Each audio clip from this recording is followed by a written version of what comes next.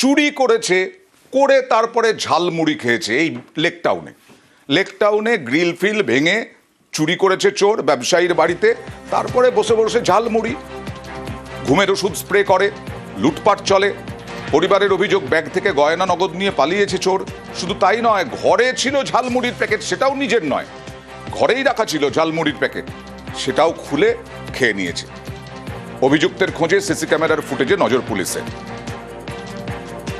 আমি তো এখানে শোয়া ছিল, বৌমা জেগেছে, 6:30 ও ঘরে গিয়েছে। তো আসতেই বললো पापा आपका बैग वहां पड़ा है।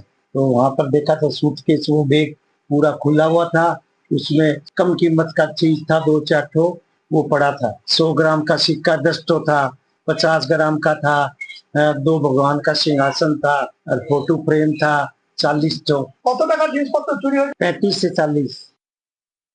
চাবি বার করেছে, আলমারি খুলেছে, আলমারিতে এরকম একটা বাক্স থাকে, ওর মধ্যে সব বাবার রূপোর জিনিস, সোনার জিনিস, টাকা পয়সা রাখে। অনেক রূপোর জিনিসটা নিয়ে গেছে, কিছু কিছু ছেড়ে গেছে। বড় কথা কি, ওর অত সময় ছিল, একটা প্যাকেট মুড়ি পড়া ছিল, ও এখানে বসে মুড়ি প্যাকেটটা খেয়ে গেছে। দরওয়াজা গেট সব বন্ধ, ওখানে হাত দিলাম, তাহলে গ্রিলটা নিচে পড়ে গেল, নালে গ্রিলও ওরম রাখা ছিল কি কোথায় দিয়ে গেছে এসেছে কিছু বুঝতে পারবেন না। বাবা ঘুমে ওষুধ নেয়, তারপরেও বলে রাতে বেলা 4 বার উঠে, মনে হয় কিছু স্প্রে হয়েছে।